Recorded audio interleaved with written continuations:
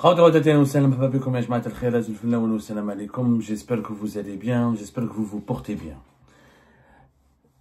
Deux diplomates algériens pourraient faire l'objet ou devraient faire l'objet de deux mandats d'arrêt internationaux qui seraient en cours de préparation et qui devraient être lancés par le parquet national antiterroriste français d'ici le début du mois de juin prochain. C'est l'information que nous avons pu confirmer à Algérie au cours de nos investigations. Ces deux dirigeants diplomates algériens, il s'agit du premier secrétaire de l'ambassade d'Algérie à Paris, un certain Selloum S, et l'adjoint consul du consulat d'Algérie à Créteil, un certain Houssam Eddine B. Les deux diplomates algériens, ils ont l'immunité diplomatique en tant que représentants, agents diplomatiques officiels de l'État algérien accrédités en France. Ils avaient quitté le territoire français, ils ne sont plus en fonction en France, puisque Selloum S a été rapatrié vers l'Algérie en mois de juillet 2024 et Houssam Eddine B a été rapatrié vers l'Algérie au mois de décembre 2024. Ils n'occupent plus de fonction. Mais ils ont gardé le statut de diplomate. En réalité, ils auraient gardé le statut de diplomate. On ne sait pas qu'est-ce que ces deux personnes sont devenues. Allons étape par étape pour comprendre l'information. Ces deux diplomates algériens sont accusés dans l'affaire MLDZ. Au départ, ils étaient des suspects, c'est-à-dire que ils sont d'abord accusés dès le départ par l'enquête sécuritaire. L'enquête sécuritaire qui a été menée par les services de renseignement français, à travers la Direction générale de la sécurité intérieure, la DGSI, le contre-espionnage français, les services de renseignement intérieur, et la section antiterroriste de la brigade criminelle de la police judiciaire de Paris, la brigade criminelle de Paris, qui est l'unité d'élite de la police française, mais notamment à Paris. C'est une unité qui se trouve au niveau de le quai des Orfèvres. C'est pratiquement la direction générale de la police française. Ça s'appelle la brigade criminelle de Paris. Ces deux services de sécurité ont enquêté de façon très approfondie sur le rôle de ces deux diplomates algériens dans l'affaire MLDZ. Il y a des révélations qui ont été faites récemment. Je crois que vous les avez bien suivies. Nous avons fait plusieurs émissions. Les deux diplomates, l'adjoint consul de Créteil, l'adjoint consul de consulat d'Algérie de Créteil et le premier secrétaire de l'ambassade d'Algérie ont été identifiés comme étant les acteurs, parmi les acteurs principaux, je dis bien parmi les acteurs principaux de l'organisation, de l'enlèvement, de la séquestration en relation avec une entreprise terroriste dont avait été victime le blogueur et cyberactiviste et opposant algérien MLDZ le 29 avril 2024. La justice française, là, ça c'est dossier sécuritaire. La DGSI, la police, les éléments, l'unité, les enquêteurs de l'unité antiterroriste de la brigade criminelle de la police de Paris ont incriminé ces deux personnes comme étant ayant joué un rôle important. Un rôle déterminant dans l'affaire MLDZ. Le dossier sécuritaire, l'enquête sécuritaire a été ensuite transmise au parquet national antiterroriste, qui est la plus haute juridiction française qui enquête sur toutes les affaires et les crimes qui ont en relation avec le terrorisme. Et le kidnapping, la séquestration, tout acte de violence qui vise à troubler gravement l'ordre public peut être qualifié de crime terroriste. C'est le cas de l'affaire MLDZ. Toucher à une personnalité publique étrangère réfugiée sur le sol français par des criminels liés à un État étranger ou liés au service secret d'un État étranger, pour la justice française, c'est un crime terroriste. C'est une entreprise terroriste. Alors, le PNAT, le parquet national antiterroriste, qui relève du tribunal judiciaire, qui est basé au tribunal judiciaire de Paris, a d'abord adressé des convocations. Ça a été au mois d'avril. Au mois d'avril dernier, il a adressé des convocations judiciaires. À qui elles ont été envoyées ces convocations judiciaires? À l'ambassade d'Algérie à Paris. Pourquoi? Parce que ce sont deux diplomates qui relevaient, qui travaillaient pour l'ambassade d'Algérie. Le premier secrétaire de l'ambassade, le deuxième adjoint consul au consulat de Créteil, le consulat d'Algérie à Créteil. Les convocations sont restées lettres mortes. Il n'y a pas eu de réponse. Nous sommes le 15 mai 2025, ça fait pratiquement un mois et quelques, presque un mois et une semaine. Plus d'un mois après les convocations, il n'y a pas eu de réponse. Les deux intéressés ne se sont pas manifestés. La justice française a envoyé à l'ambassade d'Algérie, parce que c'était leur ancienne adresse. Ils étaient hébergés et travaillaient pour l'ambassade d'Algérie. Comme ils ont le statut de diplomate, ils sont obligés de passer par l'ambassade d'Algérie.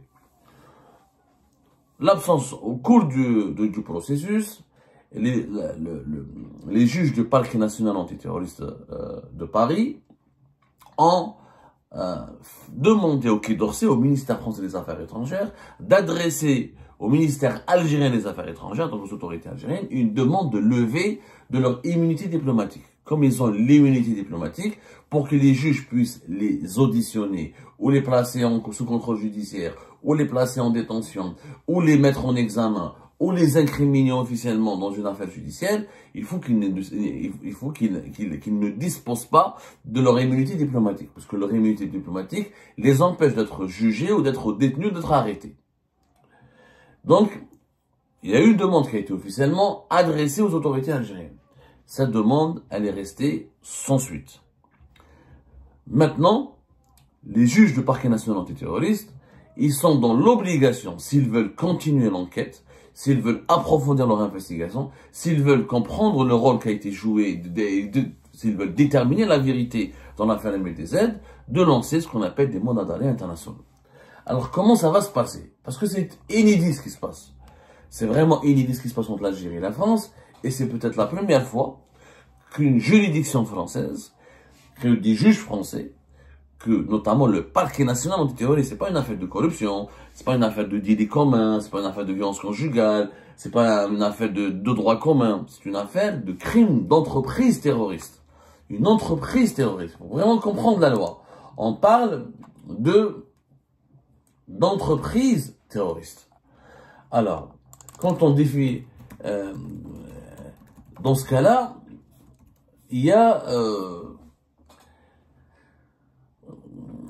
une entreprise terroriste, elle est définie dans la loi française comme une entreprise individuelle ou collective ayant pour but de troubler gravement l'ordre public par l'intimidation ou la terreur. Donc c'est une définition large qui permet aux juges français de se saisir d'un certain nombre de dossiers criminels pour les qualifier comme étant des actes de terrorisme.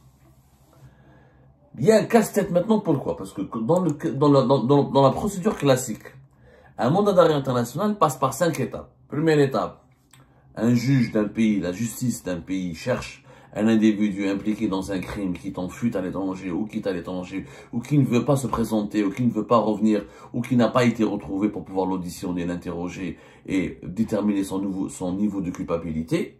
Donc il y a une demande, il y a un mandat d'arrêt qui va être émis, on parle d'émission d'un mandat d'arrêt. L'autorité judiciaire nationale qui est à l'origine de l'émission de ce mandat d'arrêt doit le justifier, l'examiner. Ensuite, elle doit le communiquer à Interpol. Elle doit le notifier à Interpol. Donc, le mandat d'arrêt, l'écriture du mandat d'arrêt international, il doit respecter un certain nombre de normes, d'exigences légales spécifiques. Et chaque pays émetteur, il a sa propre organisation judiciaire, mais il y a certaines normes et certains critères internationaux qu'il faut respecter. Une fois que, première étape, décider de mettre quelqu'un sous mandat d'arrêt international. Il faut émettre la deuxième étape, le mandat d'arrêt international. La troisième étape, il faut le notifier à Interpol. Une fois qu'il est transmis à Interpol, Interpol dispose d'une commission qui va évaluer la validité de la demande de ce mandat d'arrêt international et elle va émettre ce qu'on appelle un avis basé sur son mandat, ce qu'on appelle la notice rouge. Interpol, elle enregistre le mandat d'arrêt international, elle le valide, elle l'enregistre et elle décide de diffuser une notice rouge. C'est quoi une notice rouge? C'est une base de données commune à toutes les organisations policières d'une centaine d'États à travers le monde. Et ce sera là-bas sur le principe, à partir de cette base commune, que les polices et les services de sécurité du monde entier collaborent pour retrouver les personnes qui sont recherchées pour des crimes transfrontaliers ou pour des crimes dangereux et qui ont échappé à la justice de leur pays ou à la justice du pays où ils ont commis ce crime. Donc, il y a une collaboration entre les polices de tous les pays du monde et Interpol, donc diffuse aux agences d'application, à toutes ces agences à travers le monde, cette notice rouge. Donc, les autorités locales, une fois qu'ils ont, et c'est là la cinquième étape, c'est l'arrestation et l'extradition. Lorsqu'un individu est localisé sur la base de cette notice rouge d'Interpol, donc le pays dans lequel se réfugie cet individu, il doit arrêter cet individu. Ensuite, une fois que son arrestation est effectuée, il doit l'examiner l'affaire judiciaire pour laquelle il est accusé. Ensuite, il décidera, selon sa loi, est-ce qu'il doit le juger lui-même ou est-ce qu'il doit le remettre au pays demandeur qui demande son extradition. Et là, Interpol, son travail s'arrête. Interpol n'oblige pas les pays à extrader forcément les criminels ou les personnes recherchées vers leur pays d'origine ou vers le pays qui les recherche parce que c'est le pays dans lequel ils auraient commis des crimes. Donc chaque pays est souverain. Parce que les pays, pour les extraditions, normalement, il y a des conventions judiciaires qui doivent, chaque pays doit négocier avec le pays qui demande quelqu'un une convention d'extradition. Quand il n'y a pas de convention d'extradition, c'est d'autres protocoles de coopération judiciaire qui doivent être mis en place pour extrader la personne qui est recherchée. Et d'autres pays n'extradent pas. Ils ont travaillé, ils disent, on va nous juger, on va d'abord trancher nous-mêmes et on va voir est-ce que les accusations qui sont portées à son encontre sont conformes à notre loi, à nos lois, ou aux exigences de notre loi. Voilà les 5 étapes, globalement, comment ça se passe. Sauf que quand il s'agit de quelqu'un, d'un diplomate, d'un dirigeant politique ou militaire, ou de quelqu'un qui a l'immunité diplomatique, ça change. Parce que l'immunité diplomatique, elle protège les personnes des arrestations et des détentions. Sauf, comme le dit la Convention de Vienne, de 1961, sauf cas de crime grave. Un cas de crime grave. La Convention de Vienne, elle est très claire là-dessus. Quand il y a un crime grave, il n'y a plus de possibilité de bénéficier encore de l'immunité diplomatique. Sauf que il faut déterminer le crime grave. Qu'est-ce que c'est qu'un crime grave, etc. Donc, ça, c'est des lois qui entrent en jeu, les lois de chaque pays. Il y a des conventions internationales, les crimes contre l'humanité, les actes de torture, etc. Ensuite, chaque pays, il est souverain pour dire est-ce que ce dirigeant qui a l'immunité diplomatique, je peux l'arrêter ou pas, sauf s'il y a des mandats d'arrêt lancés par le CPI, la Cour pénale internationale. Et encore, comme dans le cas de Netanyahou, on le voit, c'est extrêmement compliqué de le faire appliquer parce qu'il y a toujours des clauses d'immunité diplomatique et ces clauses d'immunité diplomatique, elles sont interprétées différemment d'un pays à un autre. Mais globalement, l'immunité diplomatique, elle protège, par exemple, Houssam el-Din B et Selloum S. Si demain, le parquet national antiterroriste français lance un demande d'arrêt international contre eux, s'ils voyagent ailleurs à l'étranger, ils peuvent être arrêtés.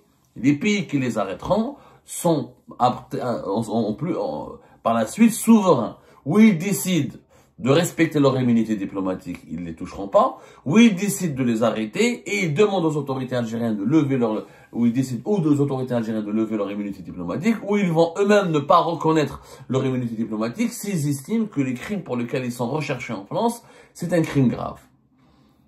Généralement, les crimes de séquestration, d'enlèvement, entreprise terroriste, violence, tentative d'assassinat, ça, l'immunité diplomatique, elle tombe.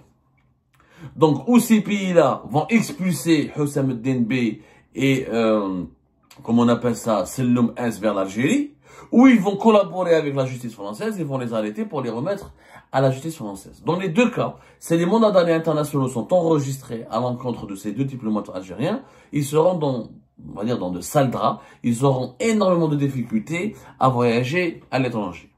Maintenant, d'autres sources judiciaires, notamment des sources judiciaires algériennes, contestent la procédure mise en place par le parquet national antiterroriste français, ou contestent les procédures que la justice française voudrait mettre en place, on va dire. Parce que selon des sources judiciaires proches, selon des sources judiciaires algériennes, le parquet national, le PNAT, le parquet national antiterroriste français, ne doit pas se contenter uniquement d'adresser des convocations judiciaires à l'ambassade d'Algérie, puisqu'ils ne travaillent plus à l'ambassade d'Algérie. D'ailleurs, on ne sait pas qu'est-ce qu'ils deviennent, ces personnes-là. Houssam el-Din B, qui a le rang de lieutenant-colonel, il est membre du service secret algérien, et Selloum S, qui a le rang de commandant, donc qui est aussi membre du service secret algérien.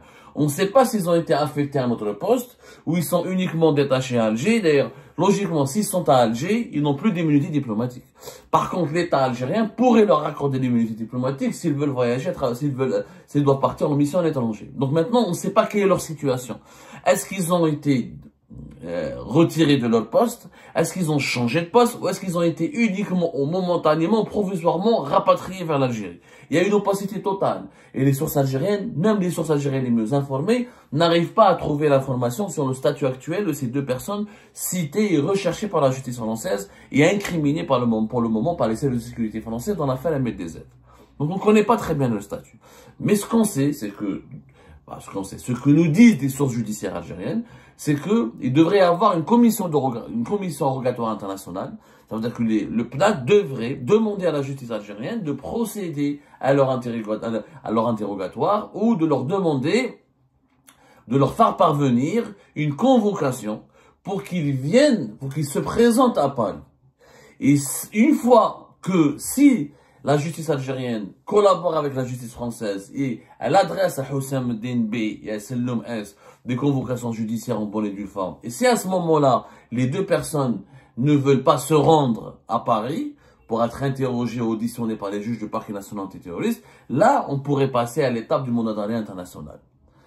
Donc, selon des sources judiciaires algériennes, le PNAT, les juges du PNAT à Paris ne peuvent pas passer directement à l'émission d'un mandat d'arrêt international. Il y a une interprétation, il y a un imbroglio juridique extrêmement un peu complexe. Là, je laisse le choix aux juristes, je cède ma place aux juristes et aux spécialistes dans le domaine de la coopération judiciaire internationale pour nous apporter leurs expertises. Moi, je vous ai donné tous les points de vue. Mais, symboliquement, cette étape qui, selon nos sources, devra intervenir dès le début du mois de juin, si les juges du PNAT à Paris décident de lancer les deux mandats d'arrêt internationaux contre les deux diplomates algériens, l'affaire MLDZ prendra une nouvelle dimension et un énorme discrédit pourrait être jeté sur l'État algérien qui se retrouve maintenant impliqué de facto. Parce qu'il a deux de ses agents diplomatiques qui sont recherchés par un mandat d'arrêt international pour des crimes graves, pour une entreprise terroriste. L'affaire MLDZ va prendre une toute autre dimension et l'État algérien sera incriminé, il sera obligé de réagir face à ce mandat d'arrêt international. Ou il décide de conserver l'immunité diplomatique de ces agents-là, ou il décide de les garder en Algérie, de ne plus jamais les autoriser de partir à l'étranger, ou il décide d'ouvrir lui-même une enquête pour comprendre qu'est-ce que ces deux agents ont fait réellement, quelle est leur relation avec l'affaire MLDZ, ou il décide de contester, de demander, de contester, de se lancer dans un bras de fer judiciaire avec les autorités françaises, de réagir et de riposter et de s'attaquer à la France. C'est ce qui pourrait d'ailleurs, d'ici le mois de juin, on pourrait donc assister à une nouvelle dégradation des relations algéro-françaises, puisque à chaque fois que l'affaire, que les juges français progressent ou avancent ou effectuent des nouvelles démarches dans une affaire judiciaire qui implique des proches des autorités algériennes ou des agents des autorités algériennes dans des affaires de violence ou dans des affaires de comportement très répréhensible, dans des dérapages et des dérives d'une violence grave ou dans des entreprises criminelles perpétrées à l'encontre d'une certaine personnalité de l'opposition algérienne en France, à chaque fois que la justice française progresse dans ces dossiers-là, on voit que les autorités algériennes aggravent le bras de fer diplomatique et politique avec la France, sanctionnent les intérêts diplomatiques et politiques français, essayent ou d'expulser des diplomates français, ou de sanctionner les intérêts économiques français, ou de réduire significativement réduire significativement le niveau des relations bilatérales avec la France. Donc, les premières conséquences ne seront peut-être pas juridiques, parce qu'il faudra du temps pour savoir est-ce que les mandats d'arrêt internationaux seront enregistrés, seront validés, pourront avoir lieu ou pas. Mais en tout cas, si l'annonce intervient d'ici le début du mois de juin, comme nous l'attestent nos sources, on va assister à une nouvelle tournade, mais vraiment à une nouvelle crispation, mais je dirais plus que crispation, ça sera un nouvel orage, ça sera un orage très violent dans les relations bilatérales entre les deux pays.